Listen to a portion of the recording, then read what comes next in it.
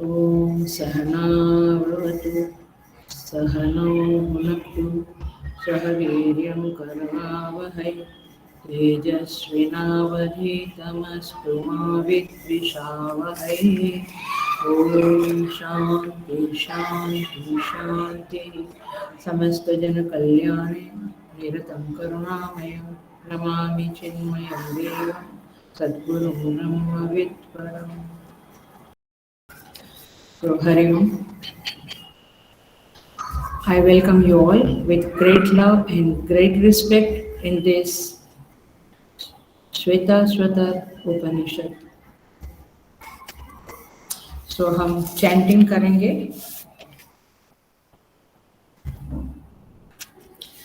Chapter 6 1 से 5 श्लोक chant करेंगे।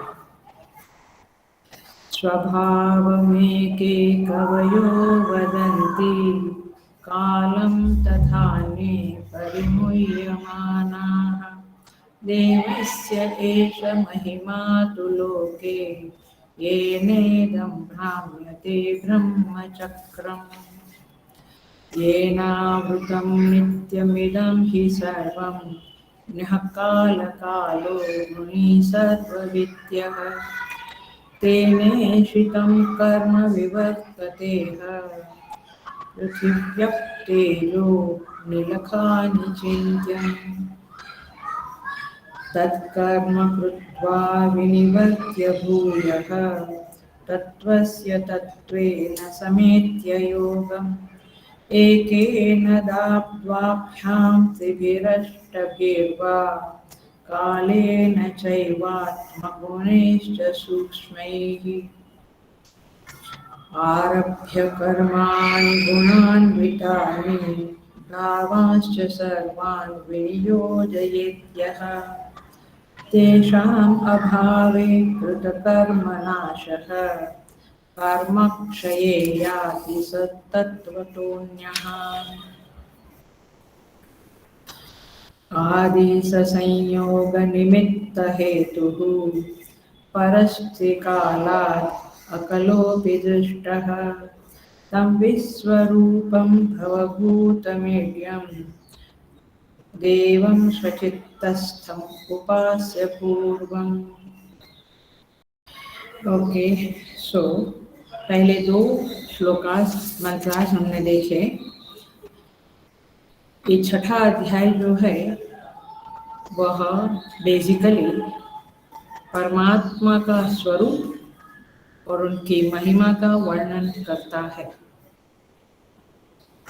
परमात्मा का स्वरूप और महिमा का वर्णन करता है। इस छठे अध्याय में ये मुख्यतया ये बात बताई गई है कि ज्ञान के द्वारा ही आपके दुखों का निवृत्ति होगा। माने ज्ञान के द्वारा ही आप दुख से मुक्ति पा सकते हैं। तीनों प्रकार के दुख, आध्यात्मिक, आदिदैविक, आदिभौतिक, सभी दुखों की निवृत्ति के लिए ज्ञान ही मुख्य उपाय है। ये बात इस अध्याय में बताई गई है। और यह भी बताया गया है कि यदि, बड़ा क्लासिक एग्जाम्पल दिया है, यदि चमड़े को आप लपेट सकते हो, चमड़े को यदि आप जो विस्तार में फैला हुआ चमड़ा होता है उसको यदि आप लपेट सकते हो जैसे, तो यदि ऐसा है तो फिर आकाश जो है वो भी फैला हुआ है। तो आकाश जो निरवयव है और व्यापक है उसको भी आप लपेट सकते हो। यदि ये क्रिया हो जावे तो फिर ज्ञान के बगैर दुखों की मुक्ति संभव है, अन्यथा संभव नहीं है। अर्थात आकाश को हम घड़ी करके लपेट नहीं सकते हैं। यदि लपेट लिया तो समझो कि बिना ज्ञान के मुक्ति है, लेकिन लपेट नहीं सकते हैं, इसका मतलब है कि बिना ज्ञान के मुक्ति नहीं है। तो इस तरह से इस अध्याय में ज्ञान की महिमा बताई गई है और परमेश्वर का स्वरूप और महिमा भी बताया गया है। तो पहले ही श्लोक में कहते हैं कि क्या इस जगत का कारण स्वभाव है अथवा काल है। फिर कहते हैं नहीं, देवस्य एष महिमा तो लोके, ये परमेश्वर की महिमा है जिसके द्वारा ये संसार चक्र, ये ब्रह्म चक्र घूम रहा है। तो ये भगवान की महिमा है, अर्थात परमेश्वर उसका कारण है। ये जगत जो संसार चक्र जो घूम रहा है, माने जन्म मरण, तो उसका कारण है परमेश्वर। जगत कारण परमेश्वर को बताया है। और फिर सेकंड मंत्र में उनका गुणवान है, सर्वज्ञ है, सर्ववित्त है, सारे पंच महाभूत के ऊपर, कर्म के ऊपर उनका शासन है, ऐसे उनकी महिमा बताई है। ठीक है, अब तीसरे मंत्र पे हम आ जाते हैं। यहाँ पे कहते हैं तत्कर्म कृत्वा विनिवर्त्य भूयः, परमात्मा ने कर्म कृत्वा, कौन सा कर्म किया? ये सारे जड़ तत्वों की रचना की, पंच महाभूत की, क्योंकि द्वितीय मंत्र में बोला ना, पृथ्वी आप तेज इन सब की रचना की। और फिर तत्कर्म कृत्वा विनिवर्त्य, विनिवर्त्य माने फिर उसका निरीक्षण किया, शांत हो गया, निश्चेष्ट हो गया, निरीक्षण करके भूयः पुनः फिर तत्वस्य तत्वेन समेत्य योगम, तत्व से माने चेतन तत्व का, तत्वेन माने जड़ तत्व से, चेतन तत्व का जड़ तत्व के साथ, योगम समेत्य, योग माने संयोग, संयोग करा के, माने जड़ तत्व को और चेतन तत्व को मिश्रण किया, माने उनका योग कराया, दोनों को मिक्स किया। पकड़ में आई बात? ये बड़ा लौकिक शब्द है, बट उनका संयोग करा के और फिर एकेन द्वाभ्याम त्रिभिः अष्टभिः वा, एक अविद्या, द्वाभ्याम माने दो, त्रिभि माने तीन, दो माने पुण्य और पाप रूप कर्म, तीन माने तीन गुण, अष्टभी माने 8 प्रकृतियों के साथ, काल के साथ, और आत्म संबंधी जो गुण है माने राग द्वेष ममता अहंकार, इन सब के साथ इस जीव का संयोग करा के, संबंध करा के फिर रचना की, जगत की रचना की। तो द्वितीय मंत्र में है कि पंच महाभूतों की रचना की जड़, और ये तीसरे मंत्र में है कि वो पंच महाभूत को एक चेतन तत्व के साथ संयोग कराया, और फिर उस संयोग में क्या क्या हेतु बने, तो एक अविद्या, दो पुण्य पाप, तीन त्रिगुण, 8 अष्टधा प्रकृति, और काल और आत्मगुण माने स्वभाव, ये सब कुछ के कारण वह चेतन जीव और प्रकृति का संयोग हुआ, अर्थात शरीरों की रचना हुई, क्योंकि शरीर बिना जीव के नहीं होता है और जीव बिना शरीर के नहीं होता है, राइट। माने मृत्यु के बाद की बात अलग है, बट जगत के रूप में जीव एंड शरीर साथ में होते हैं। तो बस इस मंत्र में इतना ही मूलतः कहते हैं कि परमात्मा ने जो जड़ तत्व बनाए, उन जड़ तत्व का चेतन के साथ संयोग कराया और फिर जगत की रचना की। सो इस तरह से परमात्मा ने जगत की रचना की। अब हम देखेंगे किस तरह से एक्चुअली क्या हुआ, कैसे हुआ। इस सृष्टि की रचना का हेतु और सृष्टि की रचना किस तरह से हुई, इस बात को अब यहाँ पे बताते हैं।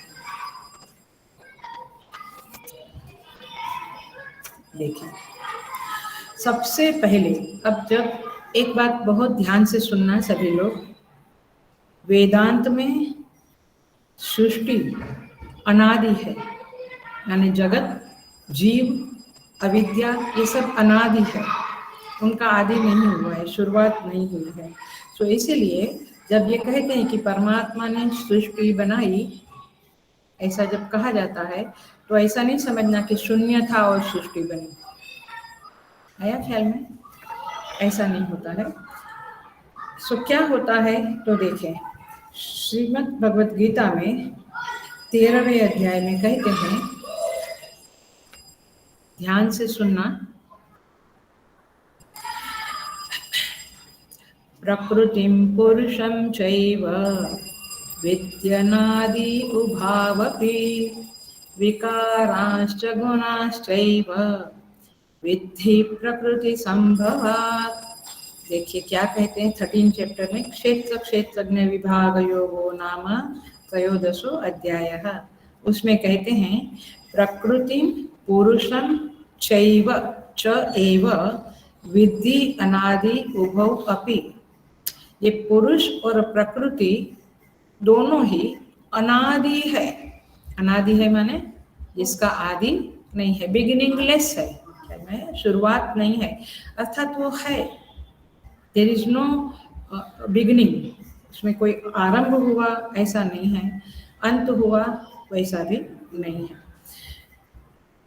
प्रकृतिम पुरुषम चैव विद्धि अनादि उभौ अपि, दोनों ही अनादि है और इसीलिए विकारांश्च गुणाश्चैव विद्धि प्रकृति संभवान। और प्रकृति के द्वारा ये जो विकार है, रागद्वेष ममता इत्यादि, और गुणा त्रिगुण, ये सब प्रकृति से उत्पन्न होते हैं। ये बात अलग है, मैंने एक बात बताई, बट अपने लिए जो है वो है कि आरंभ नहीं है। तो रचना की का रचना किया प्रभु ने, इसका अर्थ ये नहीं कि सडनली शून्य था और भगवान ने रचना की। इस बात को प्रूव करने के लिए, प्रमाणित करने के लिए हम ऐतरेय उपनिषद का पहला मंत्र, पहले अध्याय का पहले खंड का पहला मंत्र देखेंगे।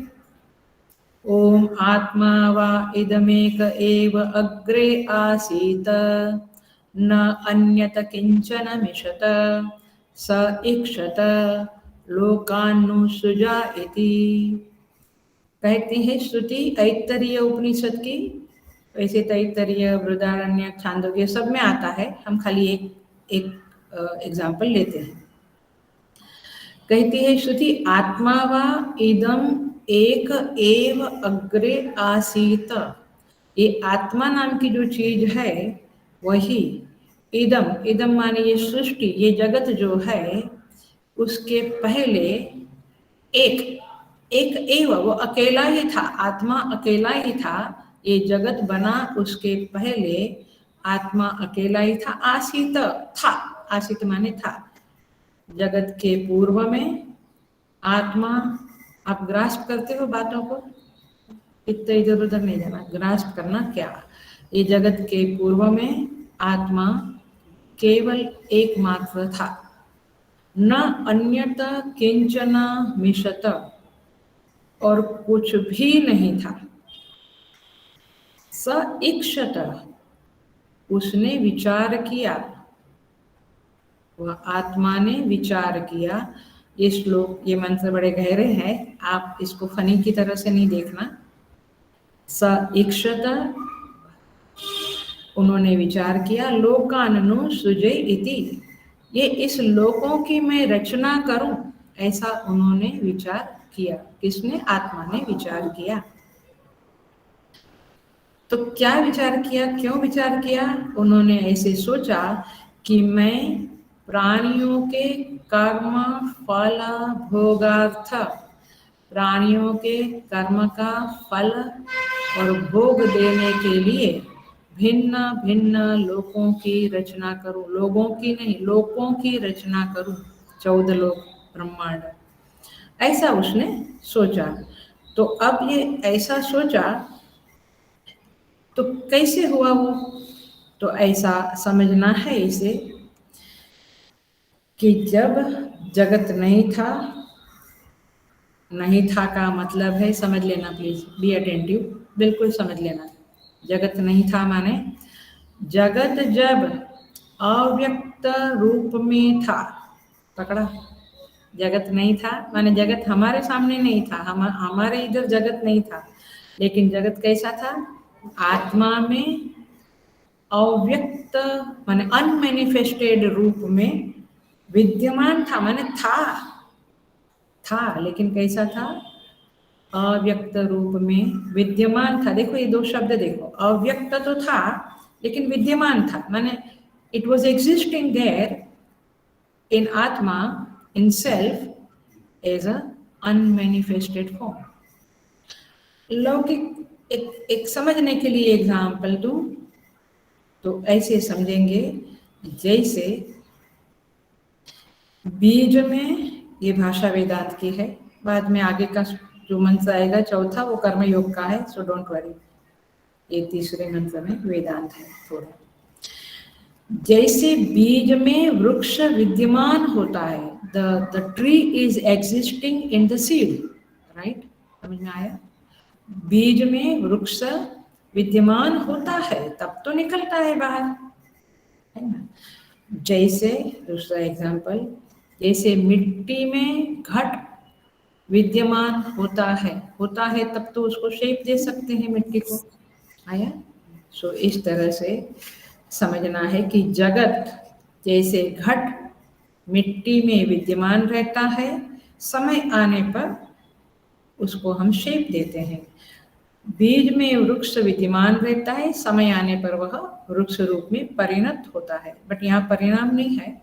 ये एग्जाम्पल्स हमेशा लिमिटेड रहते हैं। यहाँ ब्रह्म का परिणाम नहीं हुआ, आत्मा का परिणाम नहीं हुआ है, बट एक समझने के लिए ये लिमिटेड एग्जाम्पल्स दे रहे हैं अथवा देते हैं वेदांत में आचार्य लोग।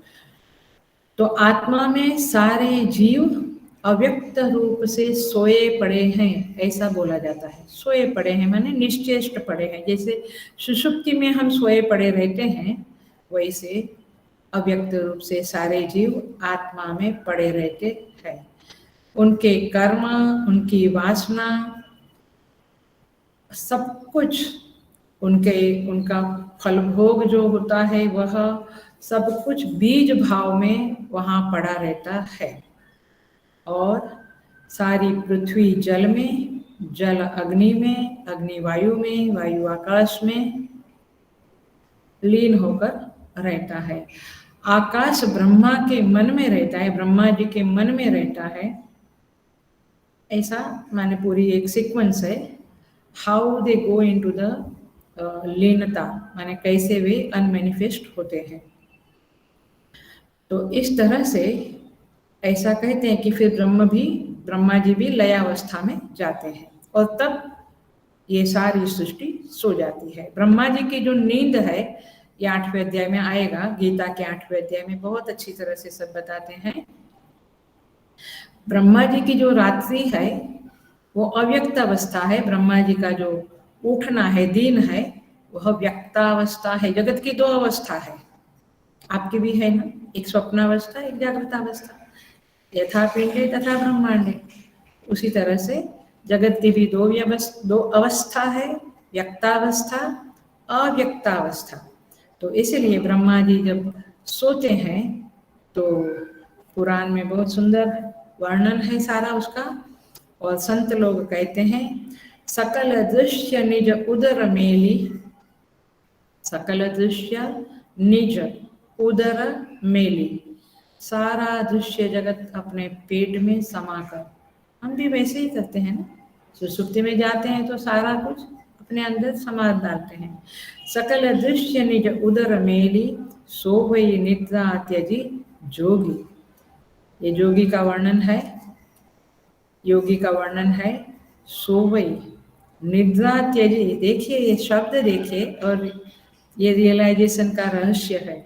सो वही, सोते हैं कैसे?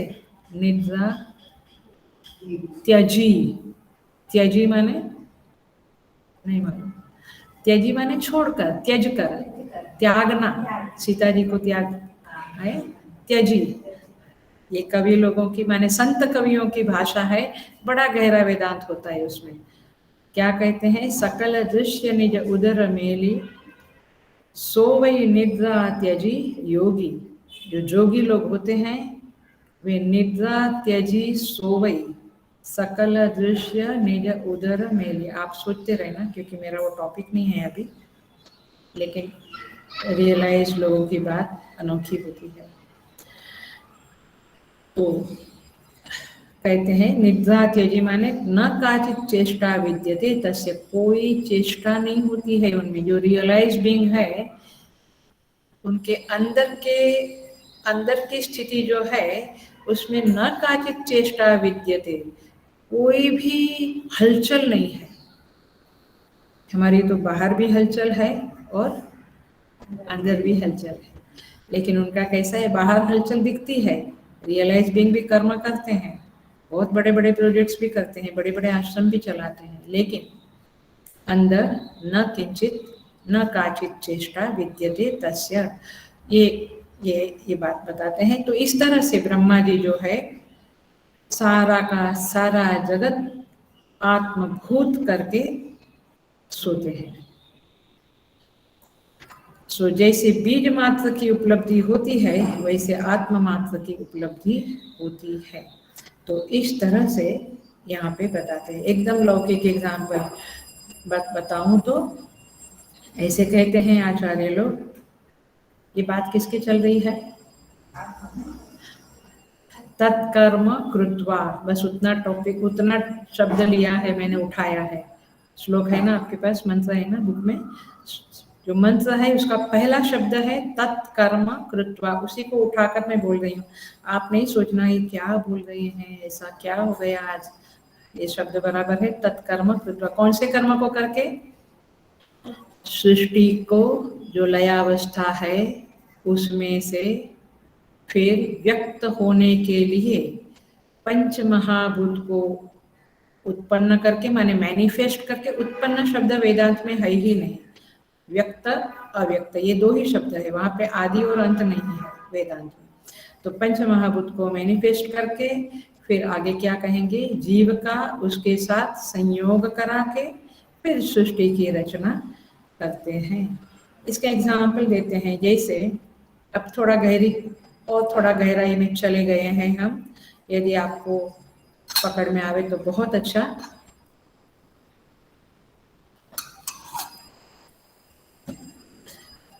वेदांत है, वेदांत की गहरी बातें हैं।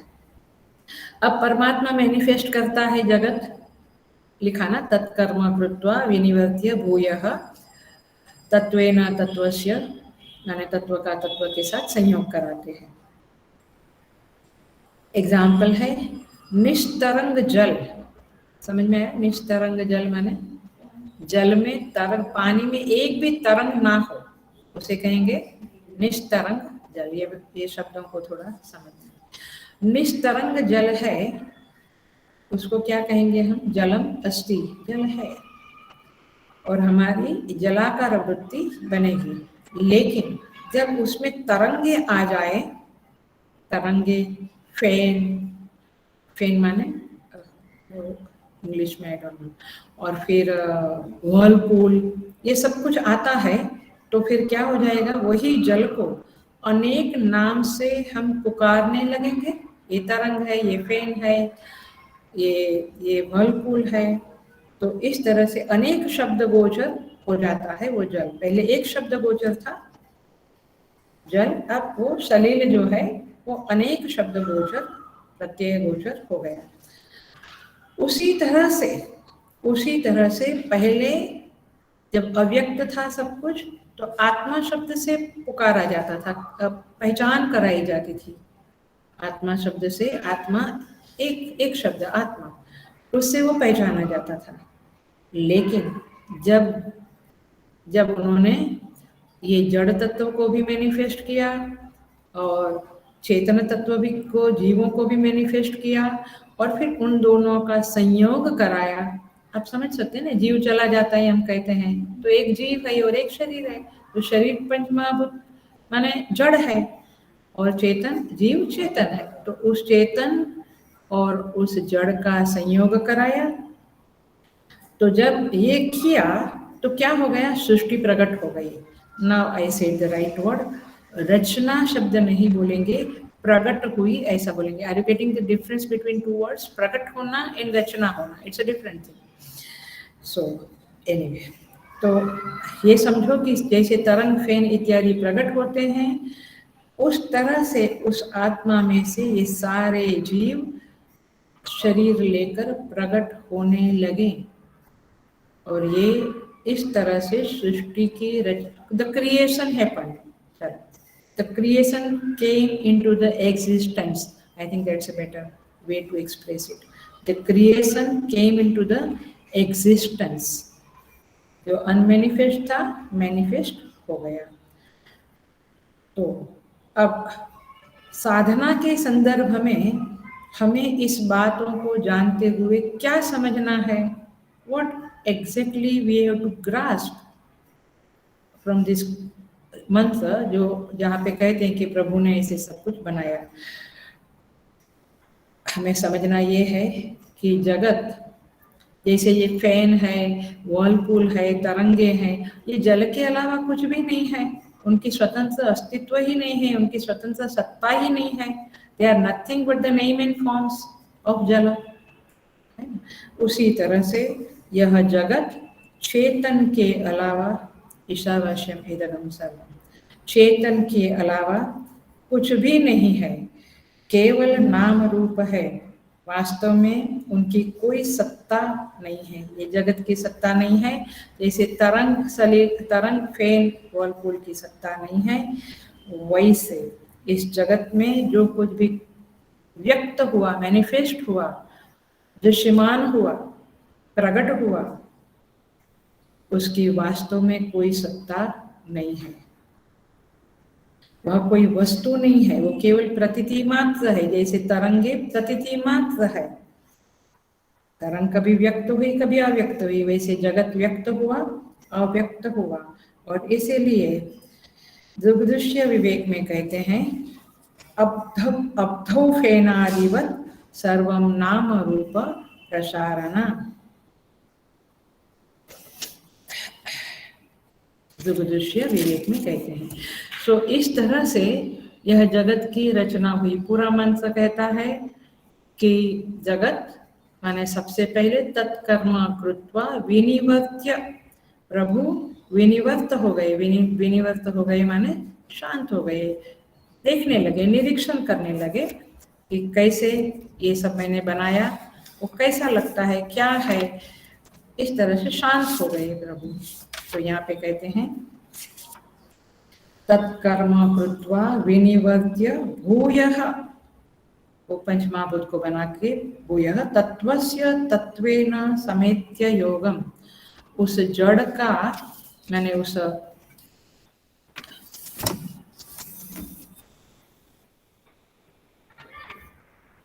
जड़ तत्वों का जीव के साथ संयोग करा दिया। अब जरा सा हम देखेंगे कि कौन से जड़ तत्व का कैसे संयोग कराया। तो गीता के 7वें अध्याय में चले जाएंगे हम। वेरी फेमस श्लोकास है। मैं सेकंड लाइन पे आ गई हूँ। पकड़ में आ रहा है आपको? पकड़ में आ रहा है मेरी चाल? श्लोकों को समझाने की चाल पकड़ में आ रही है ना? तत्कर्म कृत्वा हो गया, अब सेकंड लाइन आ गई, तत्वस्य तत्वेन समेत्य योगम।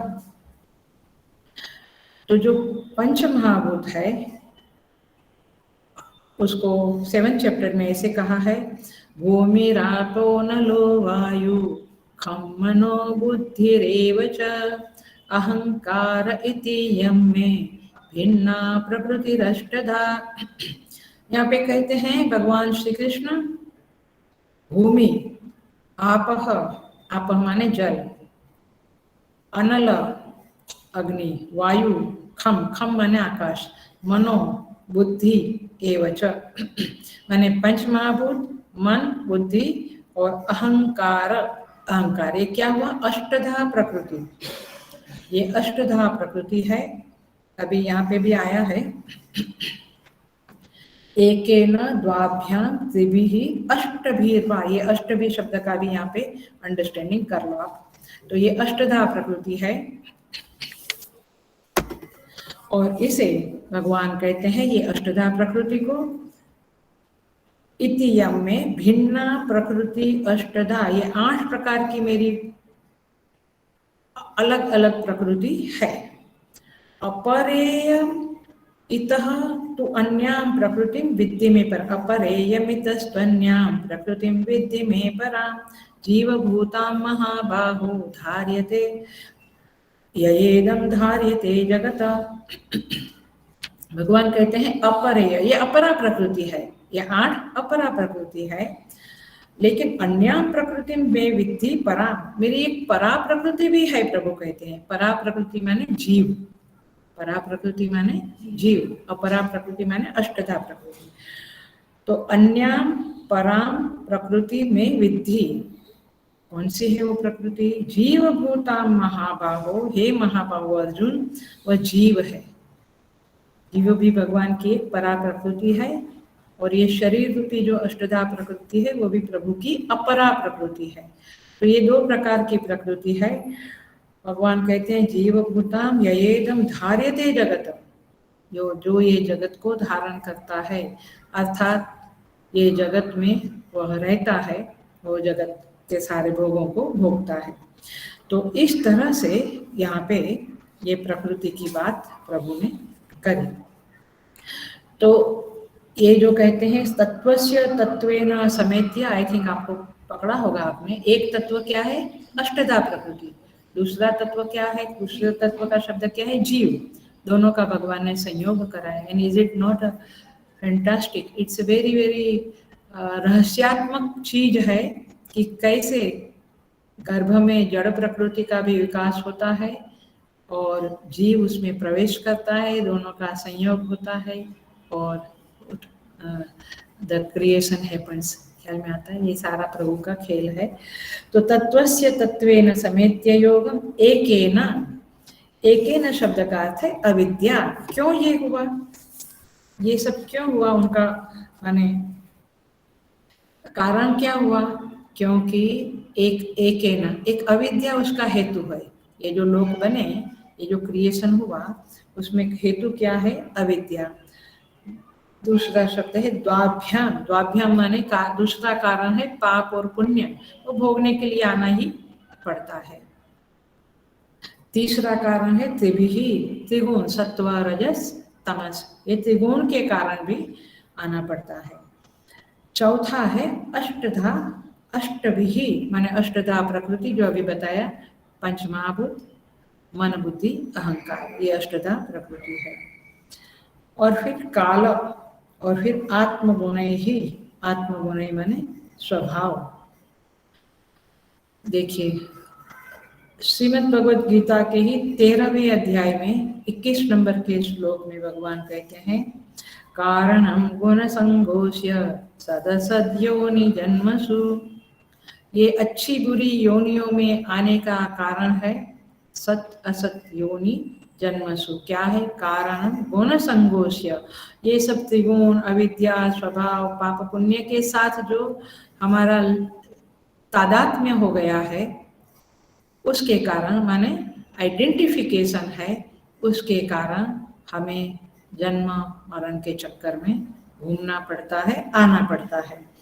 तो इस तरह से ये क्रिएशन के पीछे हमारे ही कर्म है, जिसे भोगने के लिए प्रभु कहते हैं कि उसे तत् फल भोगार्थम तत्कर्म फल भोगार्थम, जीवों के कर्मों का फल देने के लिए फिर से सृष्टि बनती है। Is it clear? ख्याल में आ रहा है? सो इस तरह से, और ये कैसे बनती है? ये बिल्कुल परमात्मा की अधिष्ठानता में बनती है। जैसे मैंने कहा कि जल है, वही तरंग फेन इत्यादि के रूप में प्रकट होता है,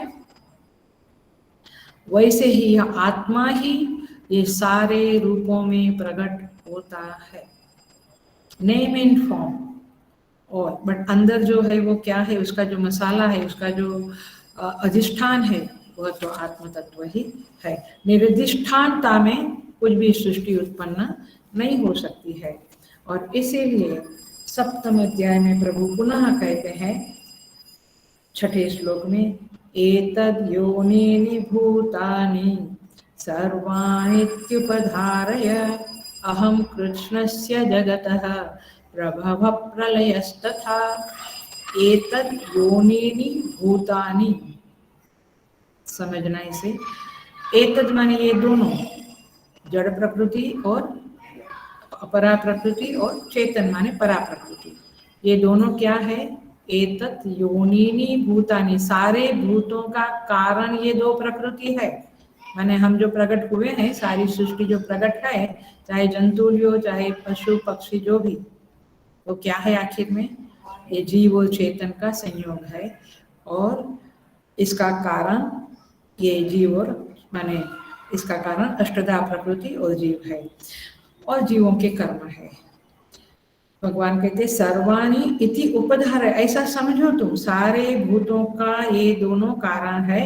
अहम कृष्णस्य जगतः प्रभव प्रलय तथा, लेकिन ये सारा कुछ कृष्ण माने समस्त, ये समस्त जगत का प्रभव स्थान में हूँ, प्रलय स्थान में हूँ। घट का प्रभव, प्रभव माने उत्पत्ति, घट का प्रभव स्थान क्या है? मिट्टी। जगत घट का प्रभव स्थान मिट्टी है और प्रलय स्थान भी मिट्टी है। प्रलय स्थान में घट मर गया, घट टूट गया तो कहाँ जाएगा? सोने में जाएगा, मिट्टी में जाएगा। So easy. एनीवे वेदांत है, आई अंडरस्टैंड, सबके संस्कार नहीं होते हैं। तो जैसे ये है घट का प्रभव स्थान और प्रलय स्थान मिट्टी है, वैसे जगत का प्रभव स्थान प्रलय स्थान परमात्मा है, आत्मा है। और इसलिए अहम कृष्णस्य जगतः प्रभवः प्रलयः तथा, ऐसा प्रभु कहते हैं। तो इस तरह से इस मंत्र में हमें ये बातें मालूम पड़ती है कि कैसे सृष्टि बनती है। आप ऐसा कभी भी नहीं सोचना, जैसे एक जानने के लिए बताती हूँ, कोई और निंदा वाली बात नहीं है। जैसे क्रिश्चियनिटी में कहते हैं कि 6 दिन में गॉड ने ये सृष्टि बनाई और 7वें दिन वो सो गया संडे के दिन, और इसलिए संडे छुट्टी रहती है। हमारा ऐसा नहीं है, हमारा वेदांत तो कुछ और बात ही करता है। मैंने इस तरह से कहता है कि सब कुछ है ही, केवल व्यक्त और अव्यक्त होता है। और इसलिए 9th गीता के 9वें अध्याय में भी कहते हैं सर्वभूतानि कौन्तेय प्रकृतिम यान्ति मामिका, सारे भूत जब अंत होता है तो मुझ में ही मिल जाते हैं। कल्पक्षय कब मिलते हैं? कल्पक्षय, जब कल्प का क्षय होता है। आपको पता है कल्प माने अब आपका संकल्प में आता है, तो कल्प माने हजारों साल। एक कल्प का जब अंत होता है, क्षय होता है, तो सारी सृष्टि सारे भूत परमात्मा में सो जाते हैं। पुनः कल्पक्षये पुनस्तानि कल्पादौ विसृजाम्यहम्, पुनः तानि कल्पादौ, फिर पुनः कल्प शुरू होता है, तब विसृजाम्यहम्, तब मैं उन्हें उनका पुनः सर्जन करता हूँ, माने क्रिएट करता हूँ, माने मैनिफेस्ट करता हूँ। प्लीज अनादि शब्द याद रखना, कुछ क्रिएट नहीं होता है, जो था उसी को खाली मैनिफेस्ट, केवल मैनिफेस्ट करते हैं। और इसलिए प्रभु कहते हैं अव्यक्तात् 8वें अध्याय में, अव्यक्तात् व्यक्तयः सर्वाः प्रभवन्ति अहरागमे रात्र्यागमे प्रलीयन्ते तत्रैवाव्यक्तसंज्ञके। वेरी इंटरेस्टिंग है 8वां चैप्टर, पूरा डेथ के बाद क्या होता एंड सृष्टि का कैसे आरंभ होता, अंत होता, इत्यादि इत्यादि। अव्यक्त से व्यक्तात् सर्वा प्रभवन्ति अहरागमे, माने ब्रह्मा जी का जब अहरागमे माने ब्रह्मा जी का जब दिन शुरू होता है तो सारी सृष्टि मैनिफेस्ट हो जाती है। रात्र्यागमे प्रलीयन्ते, ब्रह्मा जी की जब रात होती है तो सारी सृष्टि उसमें सो जाती है, अव्यक्त संज्ञा के अव्यक्त हो जाती है। और इस तरह से भगवान वहाँ पे बहुत सुंदर एक्सप्रेशन है। ये चीजें चित्त में रखने जैसी, बाकी सब चीजें ठीक है, मैंने फ्रीजाइल बातें हैं बाकी सब संसार की। ये देखो ओवर माने एक टोटालिटी का विजन आपके चित्त में उभर रहा होगा, ऐसा मैं समझती हूँ। इसी 8वें अध्याय में आगे के श्लोक में कहते हैं 18 और 19 नंबर के श्लोक है, कहते हैं भूतग्राम स एवायं भूत्वा भूत्वा प्रलीयते रात्र्यागमे वश पार्थ प्रभवत्यहरागमे। ये भूतग्राम, ये सारा भूत समुदाय, संसार में जितने भूत माने जीव प्राणी, सारा भूत समुदाय है। स एव अयम भूत्वा भूत्वा प्रलीयते, उत्पन्न होते हैं प्रलीन होते हैं, उत्पन्न होते हैं फिर लीन हो जाते हैं। रात्यागमे अवश्य पार्थ, ये बड़ा प्यारा शब्द है, बड़ा चोट लगाने वाला शब्द है। अवश्य, जीव का कुछ चलता नहीं है, अवश्य होकर उसे लीन होना पड़ता है। और फिर प्रभवती अहरागमे, अह माने दिन, अह माने दिन, फिर दिन की शुरुआत होती है ब्रह्मा जी की, तो फिर से वे प्रभवती प्रकट हो जाते हैं। जैसे हम सोते हैं, अवश्य सोते हैं, है ना, नींद अवश्य आ जाती है, कितनी देर कंट्रोल कर सकते हैं। और उसमें भी कहा वेदांत पढ़ते हुए तुरंत नींद आ जाएगी। सो तात्पर्य ये है प्रभवती अहरा गमे, जैसे दिन शुरू होता है तो जाग जाता है इंसान, बिल्कुल यथा पिंडे तथा ब्रह्मांडे, ऐसे इस सृष्टि का भी सब कारोबार चलता है। अपना देखकर थोड़ा सृष्टि के बारे में भी सोचे। तो प्रभु इस तरह से यहाँ पे कहते हैं, तत्कर्म कृत्वा विनिवर्त्य भूयः तत्त्वस्य तत्त्वेन समेत्य योगम एकेन द्वाभ्यां त्रिभिः अष्टभिर्वा कालेन चैवात्मगुणैश्च सूक्ष्मैः। इस तरह से यहाँ पे यह मंत्र हम पूरा करते हैं। मेरे ख्याल से इट शुड बी इंटरेस्टिंग, क्योंकि ये पूरा सृष्टि के बारे में बात बताई गई है।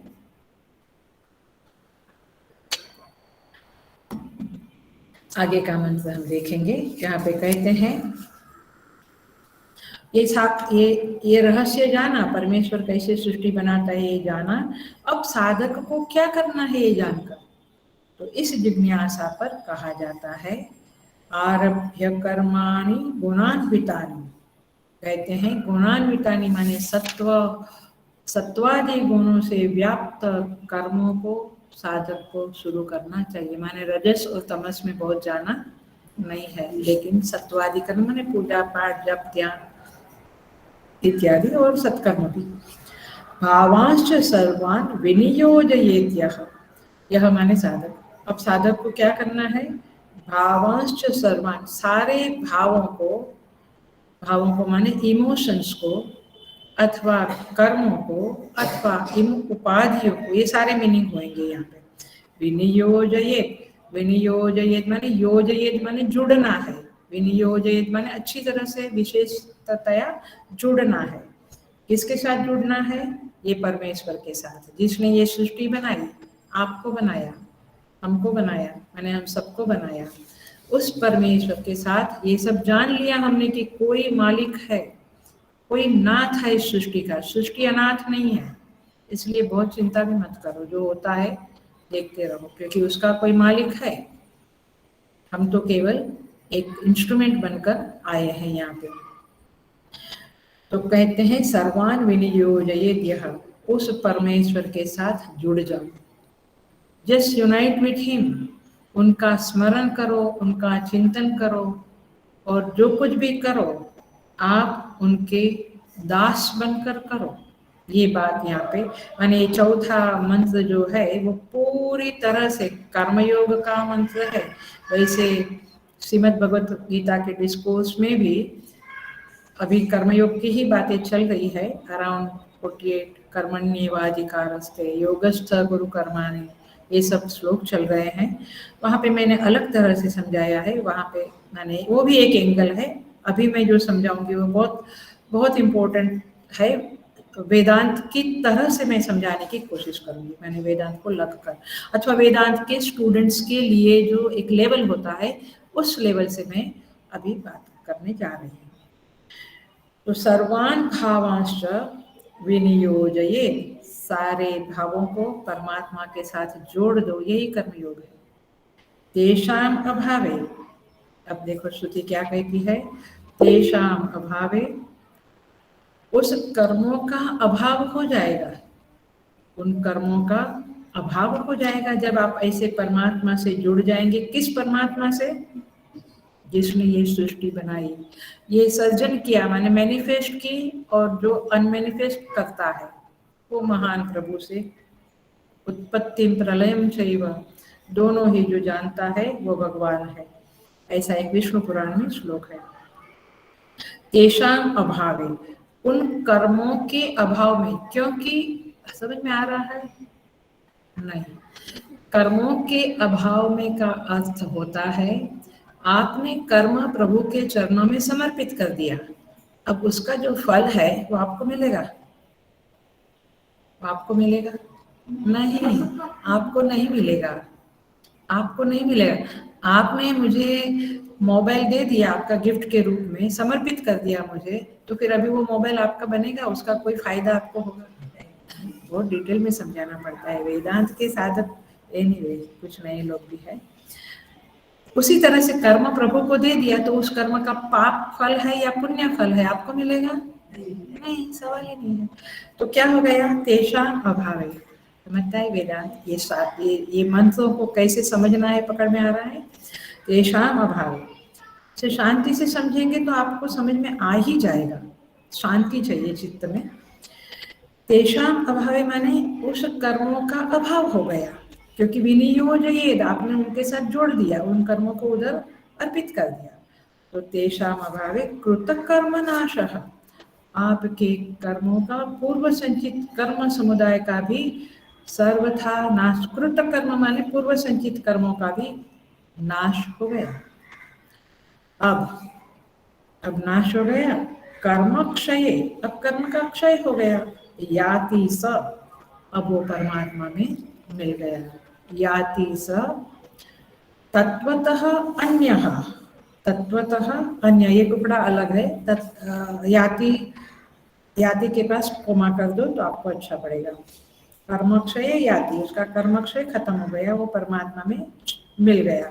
स तत्व तो अन्यः, क्योंकि स माने वह जीवात्मा तत्वतः वास्तव में अन्य जड़ समुदाय से भिन्न चेतन है, और इसलिए वह चेतन है तो चेतन में मिल गया, क्योंकि उसका कर्म का नाश हो गया। तो कर्म तो जड़ से, हाथ पैर माने इंद्रियों से किया जाता है, और ये सब तो जड़ तत्व है सारा। क्योंकि जीव है इसलिए उसमें चेतन है, प्रतिबिंबित रिफ्लेक्टेड चेतन है, वास्तव में तो वो जड़ है। तब तो जब जीव चला गया तो वो निश्चेष्ट हो जाता है ना बॉडी।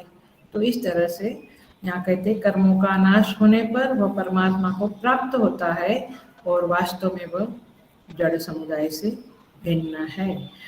तो विनियोजये, ये शब्द बहुत इम्पोर्टेंट है, और उस शब्द को हम देखेंगे, क्योंकि समर्पण कैसे करना है, और करने के कारण फल के साथ जीव का संबंध नहीं रहता है। देखिए यहाँ कहते हैं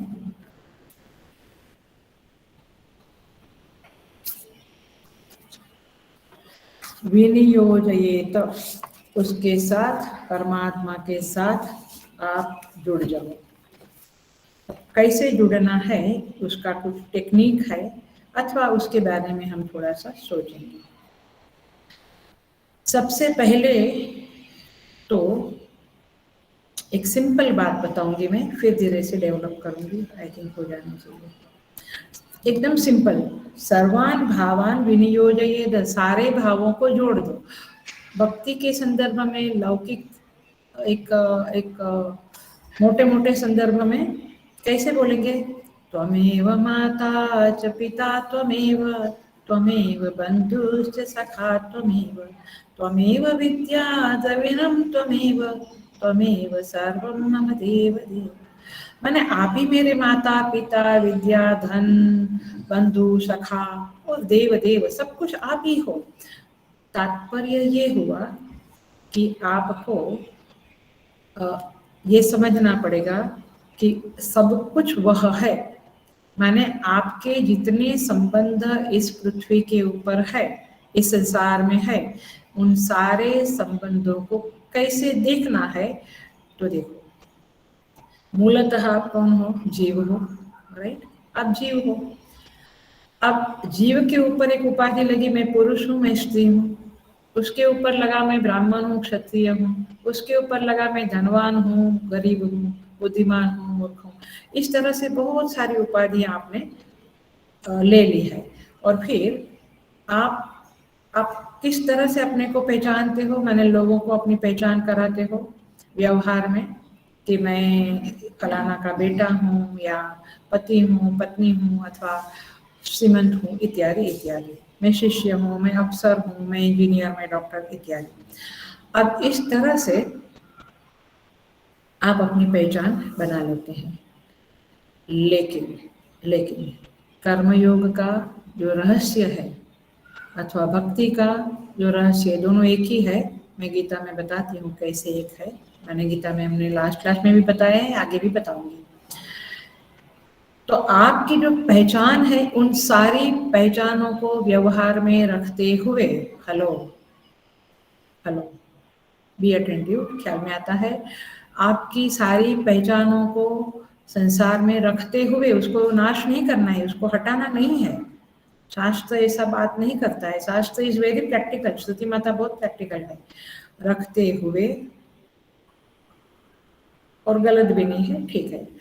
आपको अपनी एक पहचान बनानी है अंदर से, अंतःकरण में, कि मैं भक्त हूँ, I am a devotee of the lord, और I am a servant of the lord. मैं भगवान का सेवक हूँ, अथवा मैं प्रभु का दास हूँ, अथवा मैं प्रभु का भक्त हूँ। जब दासों हम, किंकरों हम, मैं उनका हूँ, ये पहचान जब आप बना लेते हो, ध्यान से सुनना, जब ये पहचान आप बना लेते हो, तो फिर आपके अंदर क्या सिद्ध होगा? अभी आपके अंदर क्या अभिमान, अभिमान शब्द को प्राउड नहीं लेना। हाँ, शास्त्र में अभिमान माने, मान माने मेजरमेंट। आप अपने को कैसे मेजर करते हो? I am doctor, I am fair, I am Shrimant, I am rich, अथवा आई स्टे हियर, ऐसे किसी तरह से आप अपनी पहचान बनाते हो ना, तो वो आपका अभिमान है। अभिमान माने तादात्म्य, चलो आइडेंटिफिकेशन है। अब ठीक है शब्द? तो इस तरह से ये आइडेंटिफिकेशन रखते हुए आप एक आइडेंटिफिकेशन अंदर से रखे, अहम भक्त, अहम दास। तो क्या होगा? ये जो अभिमान है, ये अभिमान ही भक्ति की अथवा कर्मयोग की चाबी है। It's a key to open the door to enter into the karmayog. कभी नहीं भूलना ये, कभी नहीं भूलना। नहीं तो मैंने आश्रम में जाके झाड़ू लगाया तो मेरा कर्मयोग हो गया, नो, नॉट एट ऑल। ये रहस्यात्मक चीजें हैं, सिंपल नहीं है। इसलिए रामचरितमानस में माने ये अभिमान सिद्ध हो जाना चाहिए हमारे अंदर, पक्का हो जाना चाहिए। इसलिए रामचरितमानस में सुतीक्ष्ण जी जब प्रभु जाते हैं उधर से, आपको पता होगा, उसने गुरु को वचन दिया कि मैं आपको राम का दर्शन कराऊंगा। What a wonder. So Sutikshna ji क्या कहते हैं? भगवान कहते हैं कुछ मांगो, तो उन्होंने मांगा। क्या मांगा? अस अभिमान जाई नहीं मोहे मोरे, अस अभिमान जाई नहीं मोरे, मैं सेवक रघुपति पति मोरे। मैं सेवक रघुपति पति मोरे, मैंने रघुपति मेरे स्वामी हो और मैं उनका सेवक।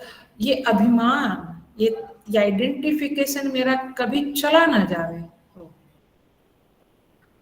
हमारा आइडेंटिफिकेशन केवल 1 घंटा यहाँ आते हैं, तब क्या कहते हैं? हम भगत लोग हैं। फिर घर जाके I am mother, I am wife, I am this, I am that, तब वो भूल जाते हैं। बाहर से रखना है, ऐसा मना नहीं करती है स्तुति, लेकिन ये है। तो ये जो मेन बात है, ये जरूर याद रखना, क्योंकि ये कर्मयोग की चाबी है, बिल्कुल चाबी है। और इसलिए देखिए यहाँ पे क्या कहते हैं,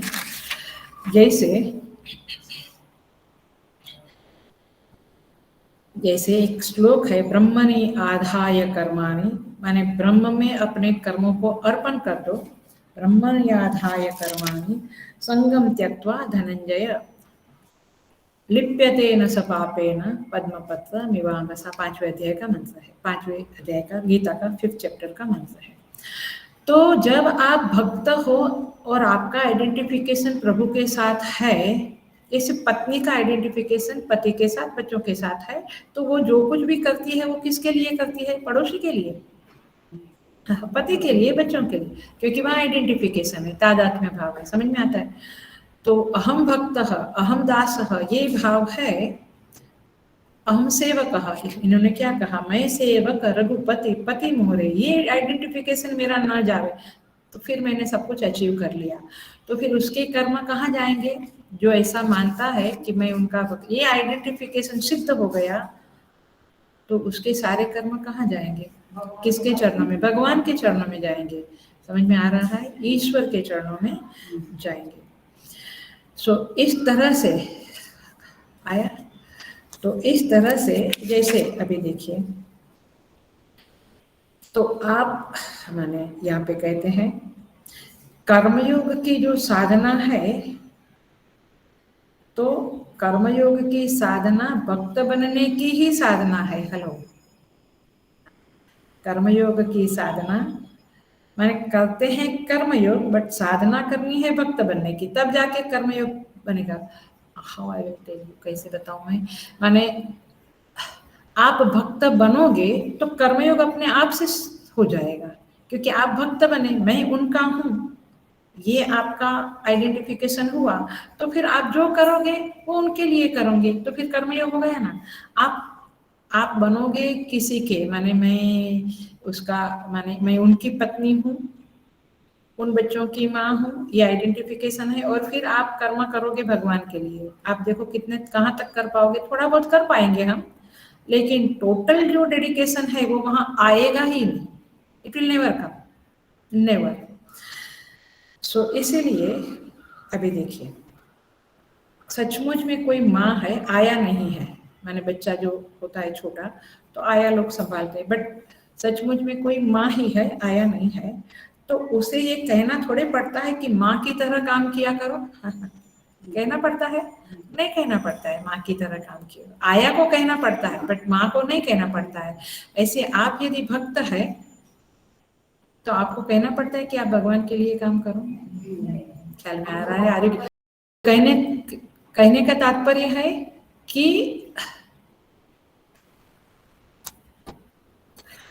आप जब माँ होती है तो माँ को ये कहना नहीं पड़ता है कि आप माँ की तरह काम करो, माँ की तरह काम किया करो, ऐसा नहीं कहना पड़ता। वैसे जो भक्त है उसको, जो शिष्य है उसको ये नहीं कहना पड़ता है कि आप शिष्य की तरह गुरु के लिए सेवा करो। वो अपने को शिष्य मानता है तो वो गुरुकुल में गुरु की सेवा माने गुरुकुल में सेवाएं अवश्य करेगा, क्योंकि वो अपने को शिष्य मानता है। Are you getting the point? So इस तरह से अब मैं उसका अंतिम वाक्य माने एकदम की वाक्य बोलती हूँ, सेंट्रल पॉइंट बोलती हूँ।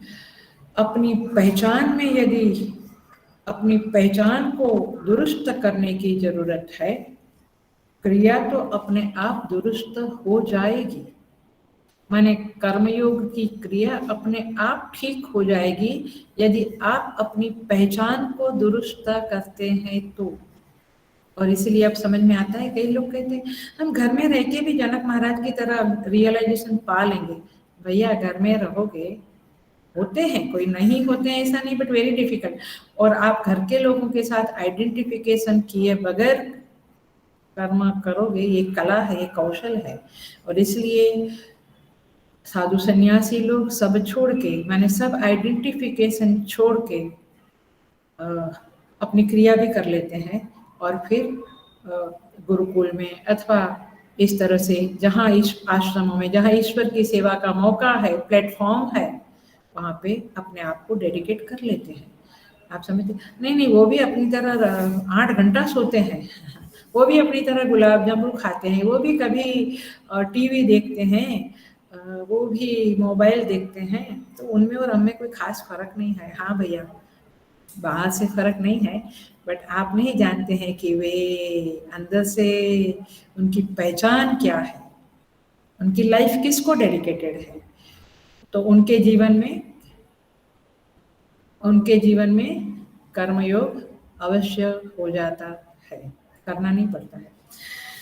सो अपनी पहचान को दुरुस्त करने की जरूरत है, क्रिया तो अपने आप दुरुस्त हो जाती है।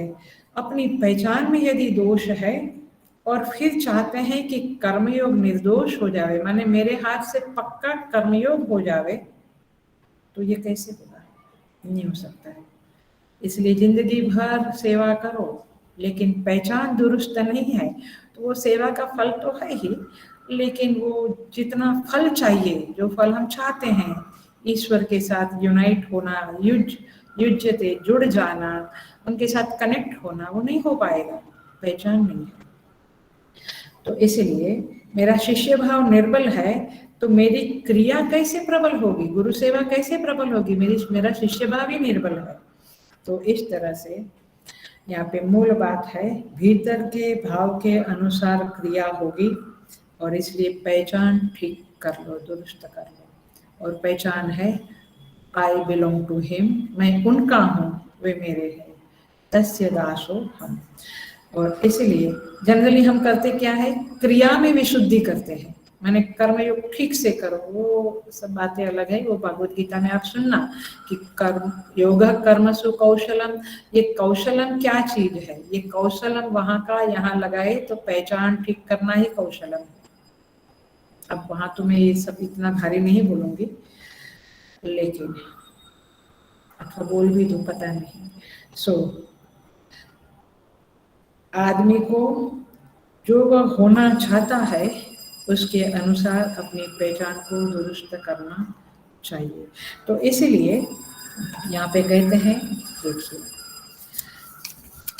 यहाँ पे कहते हैं कि आप सारे भावों को परमात्मा के साथ जुड़ दो, इसका अर्थ ही है कि मैं उनका हूँ, त्वमेव माता पिता।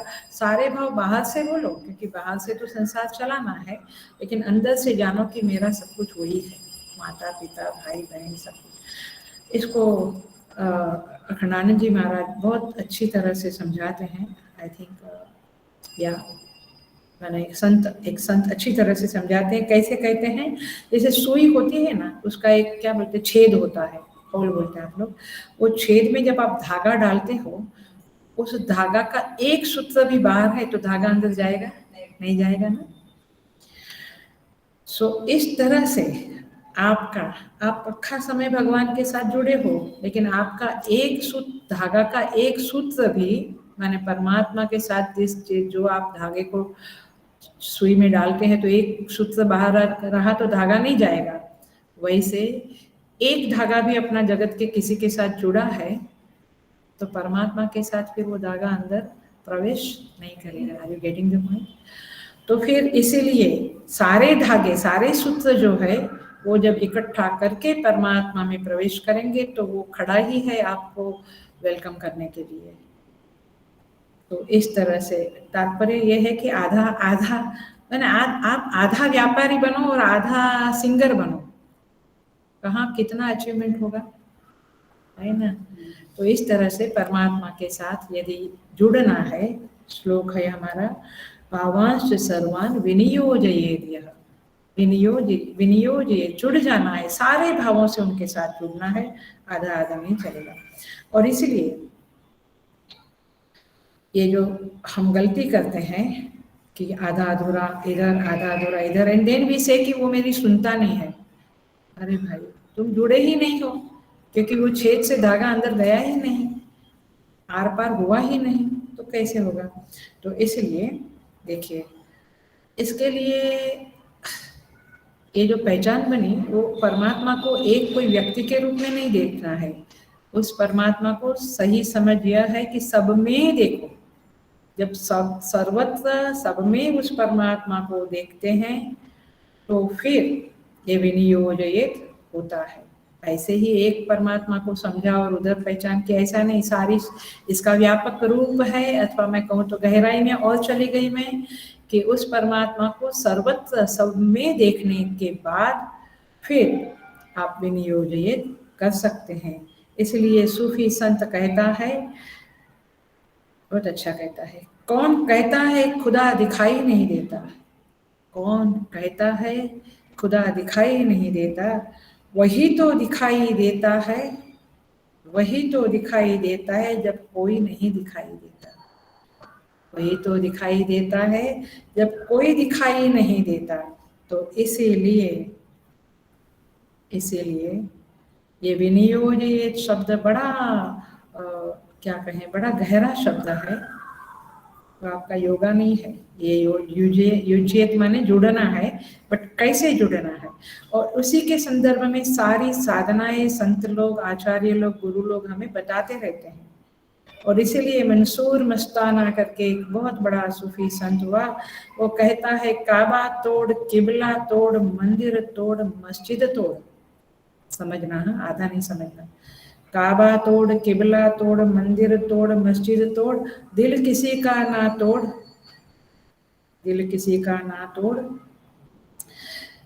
कहता है ये घर खास इलाही का है, ये घर खास इलाही का है, क्योंकि ये हृदय रूपी मन माने अंतःकरण रूपी जो मन है, दिल है, उसमें वो किसका घर है? वो ये घर खास इलाही का है, ये परमात्मा का घर है।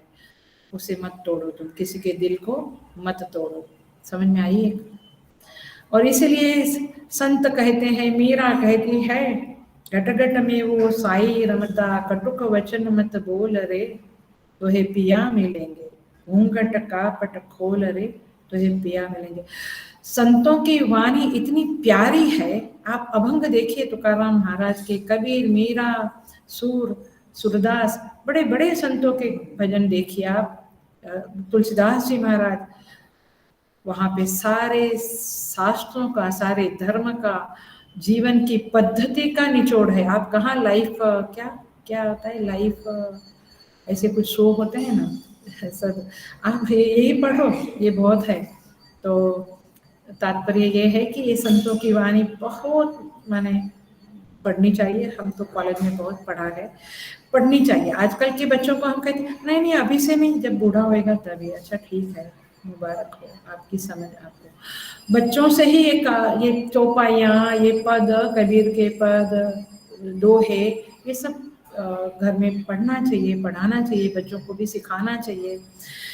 सो इस तरह से हमें पता चलता है कि कैसे विनियोजित करना है। खाली मैं हूँ और मैं उनका दास हूँ, ऐसा बोलने से कुछ नहीं होगा। कई लोग मुझे कहते हैं कि हम मेडिटेशन में कहते हैं ऐसा निधिध्यासन करते हैं, लेकिन वो बोल बोल करने से नहीं होगा। उसका जो अंडरस्टैंडिंग है वो ये है कि सब में परमेश्वर को देखो, तो केवल खुदा को ही देखो सर्वत्र, तो बात खत्म हो जाती है। सो यहाँ पे कहते हैं तेषाम अभावे कृतकर्म नाशः, मैं पूरा करती हूँ।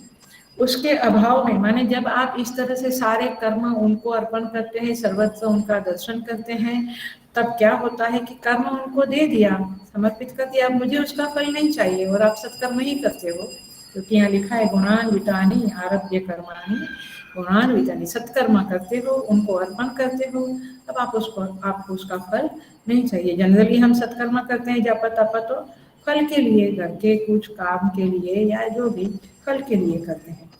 तेषाम अभावे कृतकर्म नाशः, उनका अभाव हो गया तो सारे कर्मों का नाश हो गया, अर्थात आप कर्म के फल भोगने से बच गए। माँ कर्म फल हेतु, लकीली ये जो चल रहा है वह गीता में भी यही श्लोक चल रहा है, माँ कर्म फल हेतु। तो इस तरह से कर्म क्षय याति, जब आपका कर्म का पूर्व संचित कर्मों का भी क्षय हो जाएगा तो फिर आप परमात्मा में मिल जाएंगे, आप विनियोजित कर लेंगे। सतत्व तो अन्य, क्योंकि यह जो जीव है वो वास्तव में तत्व है, वो जड़ से अन्य है, माने जड़ नहीं है। और इसीलिए दुग्धुष्य विवेक में कहते हैं, इस फलश्रुति को, जो तेषाम अभावे कृतकर्म नाश फलश्रुति है, इसको दुग्धुष्य विवेक में और मुंडक में भी कहते हैं, मुंडकोपनिषद में भी कहते हैं, विद्यते हृदय ग्रंथिः छिद्यन्ते सर्व संशयाः क्षीयन्ते चास्य कर्माणि तस्मिन् दृष्टे परावरे। उस परमात्मा के का दर्शन करने के बाद, उनके साथ जुड़ जाने के बाद फिर हृदय ग्रंथि भिद्यते छिद्यते, सारी जो जड़ चेतन की ग्रंथि है वो टूट जाती है, वो छूट जाती है और यह जीव मुक्त हो जाता है।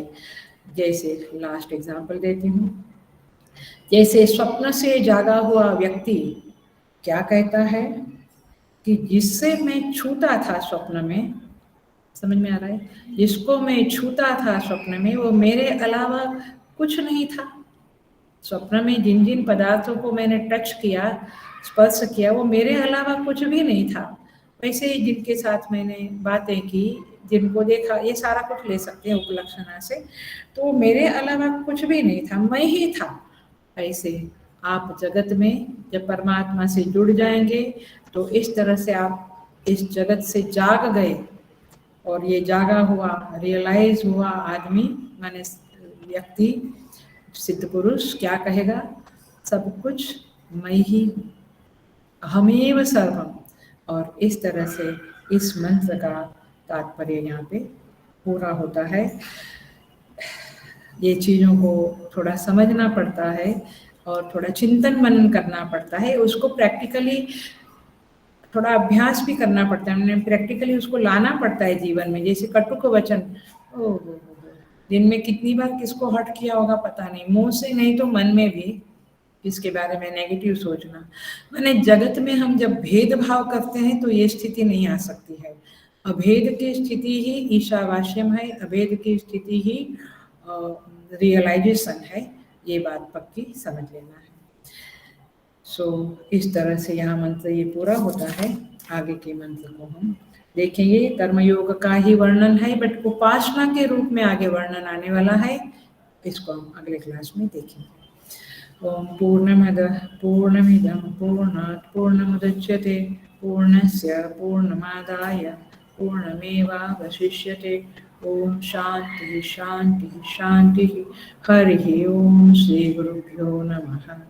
हरि ओम।